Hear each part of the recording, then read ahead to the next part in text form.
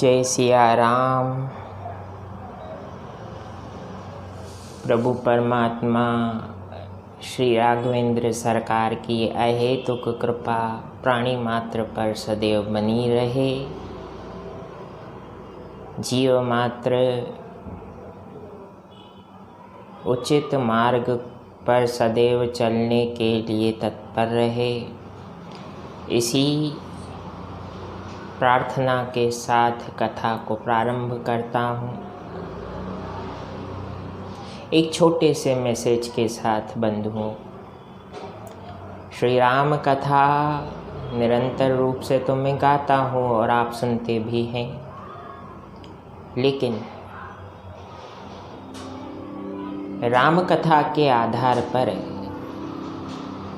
जो 3 बातें व्यक्ति के लिए निषिद्ध है, निषेध यानी बिल्कुल वर्जित है, वो नहीं की जा सकती व्यावहारिक रूप से।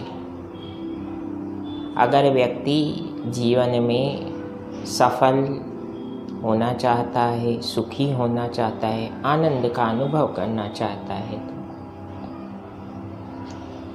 तो पहली बात यह कही गई कि अपने मन और बुद्धि पर आपका नियंत्रण होना चाहिए। जिस समय आपका मन दूसरों के अनुसार कार्य करेगा और आपकी बुद्धि किसी और के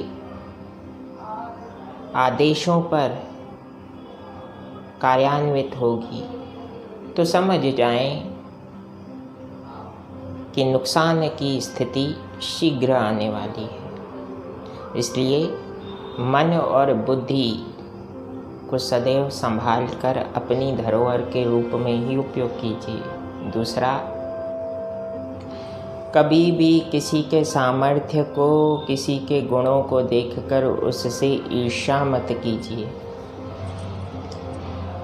अगर हम किसी के सामर्थ्य और गुणों की प्रशंसा नहीं कर सकते, तो उसकी निंदा करके महापाप के भागी ना बने। क्योंकि अगर किसी के गुणों और सत्कर्म की निंदा कोई व्यक्ति करता है, तो उसके कितने ही बड़े पुण्य क्यों ना हो, वे निश्चित रूप से नष्ट होते हैं और उस व्यक्ति को दुख का भागी बनना पड़ता है। तीसरा, last but not the least, अपने कार्य क्षेत्र के प्रति ईमानदार रहें। अपने कर्म के प्रति जो व्यक्ति एकाग्र चित्त होकर एकटक रूप से अपने कार्य में लगा रहता है, वह कितनी ही परेशानियों को क्यों ना फेस करे, चाहे वह कितनी ही परेशानियों का सामना क्यों ना करे, अंत में सफलता उसे ही मिलती है। तो इन 3 बातों का ध्यान रखिए। श्री राम आपका मार्गदर्शन करते रहें।